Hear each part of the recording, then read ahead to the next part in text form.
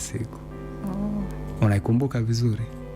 Yes, naikumbuka. Kipi ambacho akitoki akilini mwako ukikumbuka siku ya kwanza? Siku ya kwanza wakati nakutana na huyo mpenzi wangu. Yes, kwa mara ya kwanza. Ilikuwa kwenye basi, Kwenye basi. Yeah. Kwa yani siti ambayo nilikuwa nimekaa. Yeye alikuwa amekaa hapo.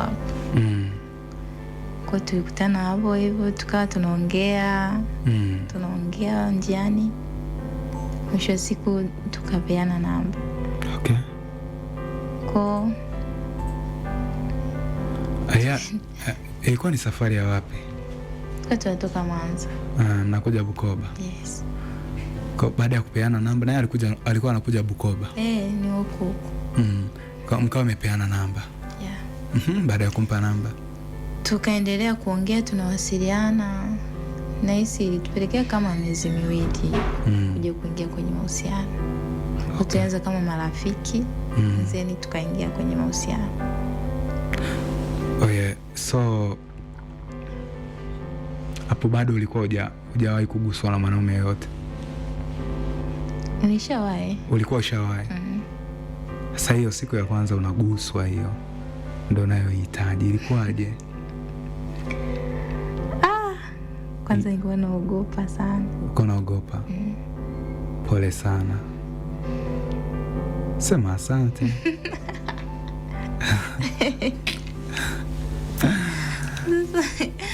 Asante. Kama ulikuwa unaogopa sana.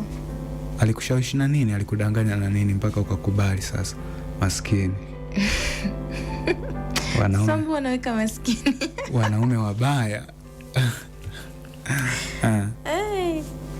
Alikushawishi na nini maskini? Na hapo kuja kunishawishi yani ilichukua muda yani sana. Kwa nilikuwa naogopa yani ni vile tu ningekuwa kwa nilikuwa nampenda pia. Ulikuwa unampenda? Yeah. Kwa alikwambiaje? Hiyo siku alikuita nyumbani kwake au alikuwa jani story mpaka unaenda kwake ilikuwaje? Kwanza aliniita, ilikuwa ni jioni. Kama saa hakuwa na kwake, alikuwa bado anakaa kwa wazazi. Kwa aliniita sehemu, tulienda lodge. Lakini kuja kuingia penye ilikuwa mbinde sana. Mwambia mimi siingii. So twende si na nini. Tukaanza kubishana hapo, muda unaenda. Maskini. Yaani baadaye nikakubali, tukaenda. Hivyo tukapiga story. Mengine yakaendelea. Kwa ni maumivu. Kama anachinjwa kuku. Pole sana. Lakini sasa hivi ushazoea. Yeah, shazoea. Oh yes, jambo zuri sana. Mwana Love Patrol. Yes. Ni hatua gani, moment gani ulishawahi kupitia moment ya nyakati gani ushawahi kupitia nyakati ngumu ya mahusiano? Yes. Ulichukua maamuzi gani katika kuikabili? Ilikuwa moment mbaya sana. Kwa maamuzi ambayo niliyachukua ilinipelekea niachane kabisa na mahusiano. Niliogopa yani mimi nilichukia. Kwa nikawa nimemove on. Maskini. Ndio huyo wa kwanza ambaye? No, sio wa kwanza. Mwingine huyo. Okay. Kwa alikufanyia nini maskini kwa ufupi?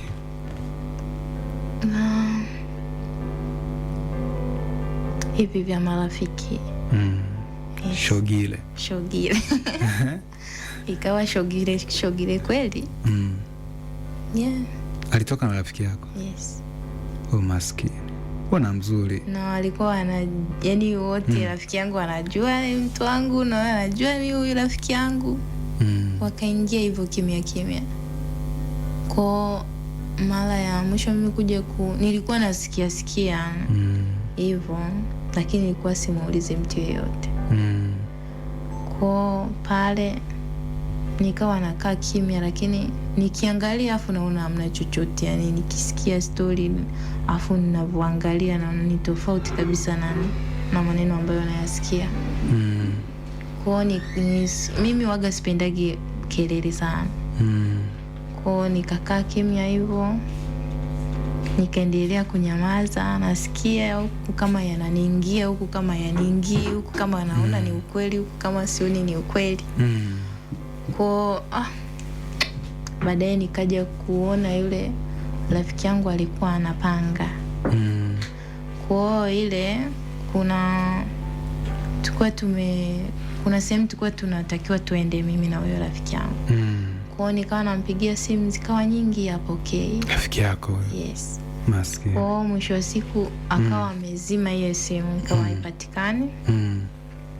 Nikaamua nimfuate kwake kwa sababu nilikuwa napajua.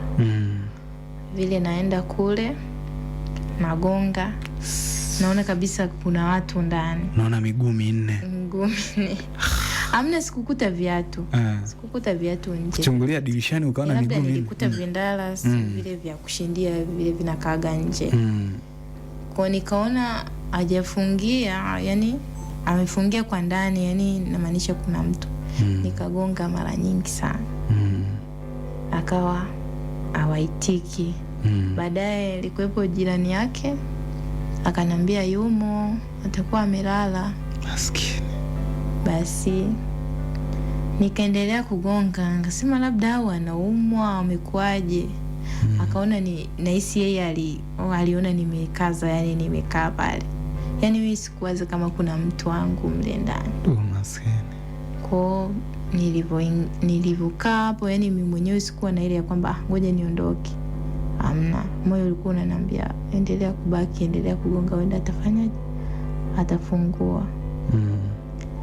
Then hapo nikawa napiga story na jirani yake. Basi baadaye yani nikajifanya kabisa sipo, yani nikawa nimesogea, kwa labda atakuwa amefungia kwa ndani, labda atakuwepo nje huko. Lakini yeye ananiambia yumo. Basi sikutaka shari sana, wala sikujua kinachoendelea ndani. Baadaye aliona si ukimya umekata, akafungua. Ile anafungua nakutana na mimi pale. Tumekaa na huyo jirani yake. Bwana huyo sasa hajatokea, wala sijui kama yumo. Naona kama ana wasiwasi hivi, wewe umelala muda wote huo nakuita, afu ufungui na nimegonga sana. Sijakusikia sio na nini. Sasa si nikanyanyuka ili nifanyeje? Niingie ndani. Ile anamwambia si kuna nguo nakunja, si ziko hapa, yani zimezagadi mlangoni. Nikamwambia kwani mimi leo siingii kisa nguo? Mara ngapi naingiaga shogile. Jamani mashogile. Yani izikawa kama vurugu vile, kama yani na mfosi hivi. Nikamwambia kwani shida nini, umevurugwa? Nikamwambia fungua basi, afu unajua mtu mnakuwa na masiara, labda anakuwa utani unakuwa umezidi. Akasema labda yupo kwenye masiara, kumbe mtu yuko serious. Vile tukabisha, ngambia nipishe bana mimi niingie. Akanipisha, ile nakuta mwamba huyu hapo. Wewe amekaa kitandani. Pole sana. Kwa hapo yani niliganda kwa kweli. Sikusema chochote. Yani sikusema chochote pale. Niliganda, then nikatoka nje, nikaondoka. Wala hiyo sikumtumia mtu message, wala sikufanyaje. Nikaondoka. Kwa nikaona haina haja sasa, kwa nini niendelee tena kumsumbua mtu au niongee naye nini? Afu ashafanya hivyo. Kwa ule urafiki ukakata na huyu mahusiano yakakata. Yani nikawa block yeye na huyo mtu wake. Hicho kitu ndo nilipitia kwenye mapenzi yote, kitu ambacho kiliniumiza ni hicho. Yani hadi nakatisha tamaa. Sipojitahidi naweza nikaachia interview hapa, lakini nitajitahidi kwa uwezo wake Mungu. Pole sana. So, kosa la kuchiti wewe kwako ulisamee? Kwa upande wake yeye? Kwako. Maana alikuchiti au kumsamehe ukaachana naye? Huwezi kusamehe? Si unampenda, utamsamehe? Hamna. Kitu kama hicho.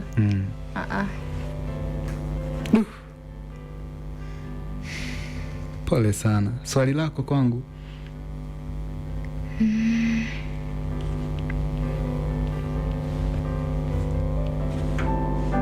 Ni kitu gani unapenda umfanyie mpenzi wako, yaani hata akiwa asisahau, hata kama mwe mmeshaachana asisahau? Yaani ni kitu gani ambacho unakipenda umfanyie mpenzi wako? Mimi siku zote huwa napambana mwanamke wangu kumweka awe mama bora, awe mwanamke bora. Huwa simweke awe piskali, kwa sababu wanaume wengi wamekuwa wakiwaweka wapenzi wao kama piskali. Waweke, wawatengeneze waje wawe mama bora. Mwanaume yuko razi ambaye akupendi, yuko razi kugharamikie kwa lolote lile, ili mradi afikie pale anapopahitaji, apate kitu anachokihitaji. Lakini mwanaume anayekupenda huwa anakuonesha katika future. Atakufundisha kupika, atakufundisha namna ya kuongea na watu, namna ya kuheshimu kazi yako. Yaani atakunyoosha katika misingi ya kuwa mama bora au mke bora, sababu anakupenda. Kwa hiyo mimi hicho ndio kitu ambacho huwa nakipigana nikifanya kwa mpenzi wangu. Yes, ukiona mwanamume akufuatilii katika jambo lako, naenda klabu, awazi, yani akuongereshi, sijui umeenda wapi, aongei, ukirudi ni wake, huyo mwanaume ujue tu amekuja kwako kwa reason tu ya kula na kusepa, eat and run. So mimi mwanamke wangu anamtengeneza aje kuwa mama bora, awe mke bora, hata hivyo, kwa sababu nakuwa na future naye. Lakini kwa ambaye sina future naye, hivyo hivyo, akitaka chips nampa, akitaka nini nampa, sipokuwa nacho hivyo. Kwa hiyo mwanaume basi vizuri. Oh yes. Ni baba bora. Inakuwa inanoga. Usafi wa mwanamke ni muhimu sana. Huwa unabadilisha nguo ya ndani mara ngapi? Binafsi yako? Kwangu mimi mara 3. Mara 3? Mbona nyingi? Asubuhi. Nafanya kazi gani asubuhi?